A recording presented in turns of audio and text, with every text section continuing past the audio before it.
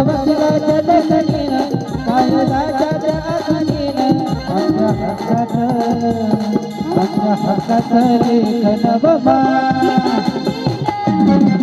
दिल्लीचं दालन तुझं बाबा तुझलाई केलं माझं बाबा दिल्लीचं दालन तुझं बाबा